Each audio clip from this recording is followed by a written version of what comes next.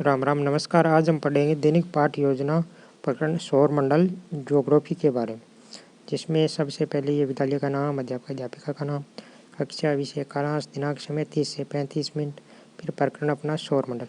उसके बाद आता है विषय वस्तु विश्लेषण। सूर्य, बुध, शुक्र, पृथ्वी, मंगल, बृहस्पति, शनि, अरुण, वरुण। उसके बाद है हमारे सामान्य उद्देश्य। सामान्य उद्देश्य में भी विद्यार्थियों में सामाजिक अध्ययन के बारे में चिंतन व तर्क को बढ़ाना, विद्यार्थियों में सामाजिक अध्ययन के विषय में रुचि उत्पन्न करना, विद्यार्थियों में सामाजिक अध्ययन के प्रति वैज्ञानिक दृष्टिकोण का विकास करना, विद्यार्थियों के जीवन पर सामाजिक अध्ययन के प्रभाव को समझाना। यह हमारे सामान्य उद्देश्य लगभग हर दैनिक पाठ योजना में जो ज्योग्राफी के वो सेम ही होते हैं। उसके बाद अनुदेशात्मक उद्देश्य। विद्यार्थियों को सौरमंडल संबंधित ज्ञान प्राप्त कराना। विद्यार्थी सौरमंडल के महत्व को समझ पाएंगे। विद्यार्थी सौरमंडल के ग्रहों की पहचान पाएंगे। विद्यार्थी सौरमंडल की पहचान कर सकेंगे। विद्यार्थी सभी ग्रहों को नाम सहित याद कर सकेंगे। उसके बाद आता है सामान्य सहायक शिक्षण सामग्री। ये भी सभी दैनिक पाठ योजना में सामान्य होती है। चौक, डस्टर, चौक बोर्ड, संकेत। उसके बाद अनुदेशात्मक सामग्री सौरमंडल, जो भी हमारा प्रकरण होता है उसका चित्र, सौरमंडल को दर्शाता हुआ चार्ट लिखा हुआ है। उसके बाद होता है पूर्व ज्ञान की परिकल्पना। जो अध्यापक है वो पूर्व ज्ञान मान लगाकर चलता है कि विद्यार्थियों को सौरमंडल के बारे में सामान्य जानकारी है। उसके बाद है पूर्व ज्ञान परीक्षण। ये पूर्व ज्ञान परीक्षण जो प्रस्तावना कौशल में हम पूछते हैं वही प्रश्न होते हैं, प्रस्तावना कौशल की ही तरह।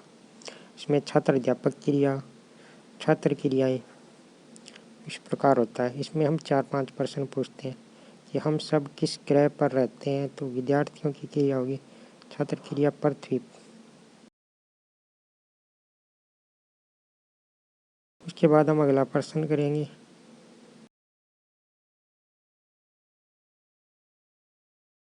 पृथ्वी किस आकाश गंगा का हिस्सा है, तो विद्यार्थी कहेंगे मिल्की वे। क्या हमारी पृथ्वी के अलावा और भी ग्रह, अगर हाँ तो नाम बताओ, तो हाँ 8 ग्रह है कुल पृथ्वी को मिलाकर छात्र क्रिया में होगा।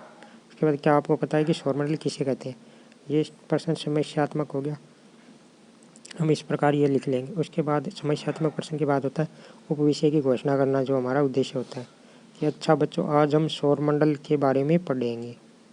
उसके बाद होता है प्रस्तुतिकरण, जो अध्यापक अध्यापिका व्याख्यान विधि चार्ट के माध्यम से कक्षा में पाठन प्रस्तुत करेंगे।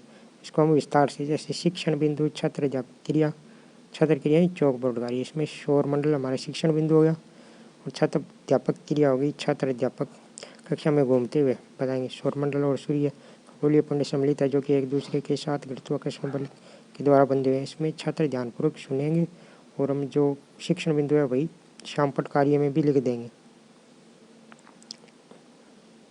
एक दूसरे से गुरुत्वाकर्षण बल के द्वारा बंधे हुए ऐसी ही सौरमंडल कहते हैं। यह है। फिर सूर्य सौरमंडल के केंद्र में स्थित है। इसके चारों तरफ पृथ्वी और अन्य ग्रह घूमते हैं। सूर्य सबसे बड़ा पिंड है। तो इसमें छात्र मुख्य बातें अपनी कॉपी में नोट करते रहेंगे, ये लिख देंगे, और जो शामपट कार्य में वही लिख देंगे, मुख्य बिंदु वो लिख देंगे।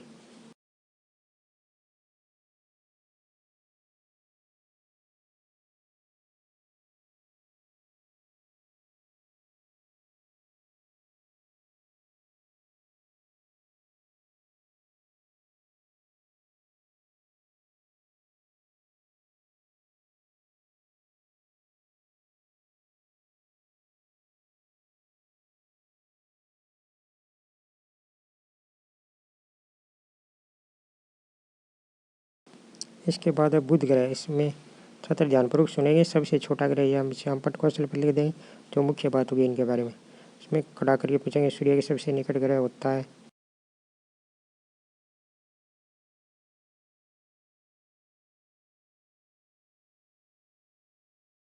सौरमंडल का सबसे ऊंचा पर्वत ओलंपस मंगल ग्रह पर ही है।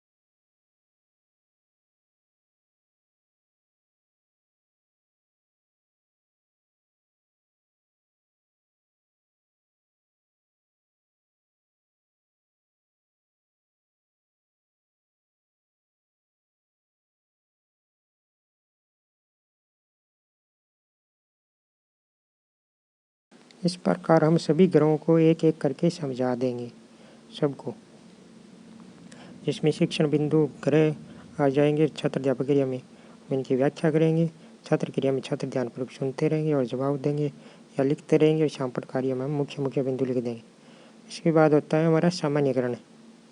सामान्यकरण में विद्यार्थियों को सौरमंडल के बारे में जानकारी हो गई होगी।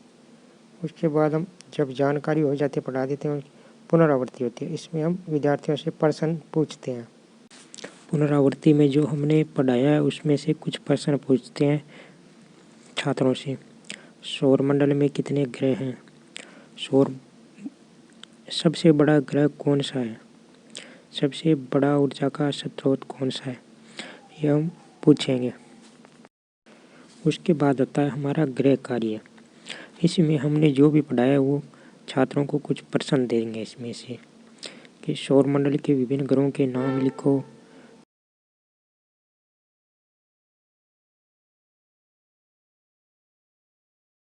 सौरमंडल के सभी ग्रहों की विस्तार से व्याख्या करो। इस प्रकार हम प्रश्न दे देंगे। इस प्रकार हम आसानी से दैनिक पाठ्य योजना का टॉपिक समाप्त कर सकते हैं और अपनी फाइल में बना सकते हैं बहुत ही आसानी से। वीडियो आपको अच्छा लगा तो like share comment and subscribe जरूर करें।